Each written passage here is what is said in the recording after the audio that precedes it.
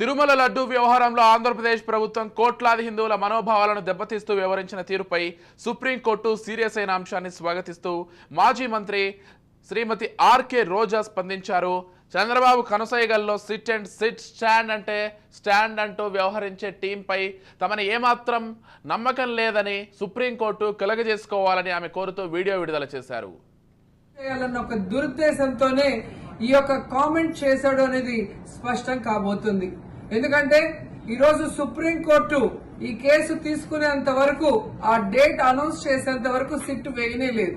అంటే ఉన్నత స్థాయి విచారణ ఎక్కొట్టాలి, ఉన్నత స్థాయి విచారణ జరిగితే తాను చెప్పిన అబద్ధం బయటపడుతుందన్న భయంతో సిట్ ని హడావిడిగా ఏర్పాటు చేయడం మనందరం కూడా గమనించాలి.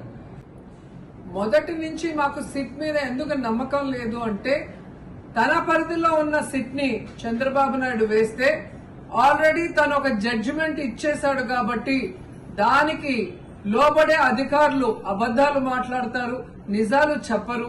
ఎందుకంటే ఈరోజు సిట్ లో వేసిన అధికారి అడిషనల్ డీజీ, ఆయన కన్నా పెద్ద ర్యాంక్ లో ఉన్న టీటీడీ ఈఓ, మరి ఐఏఎస్ ఆఫీసరు మొదట మాట్లాడిన స్టేట్మెంట్ కి చంద్రబాబు నాయుడు గారు అబద్దం చెప్పిన స్టేట్మెంట్ తర్వాత మాట్లాడిన దానికి తేడా చూస్తేనే ఈ సిట్ అనేది సిట్ అండ్ స్టాండ్ కి తప్ప దేనికి పనికిరాదనేది అర్థమైంది.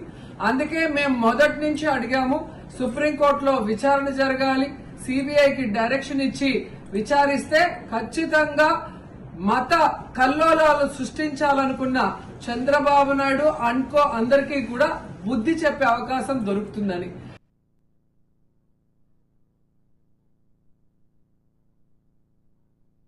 చంద్రబాబు నాయుడు లాంటి వాళ్ళు ఒక సీఎం స్థాయిలో ఉండి తప్పు జరిగిందా లేదా అని విచారణ చేయకుండా, ఎటువంటి సాక్ష్యాధారాలు లేకుండా కేవలం జగన్మోహన్ రెడ్డి గారిని టార్గెట్ చేయాలి, ఆయన మీద నింద వేయాలి, ఆయన్ని హిందువులకి దూరం చేయాలన్న ఒక దురుద్దేశంతోనే ఈ యొక్క కామెంట్ చేశాడు అనేది స్పష్టం కాబోతుంది.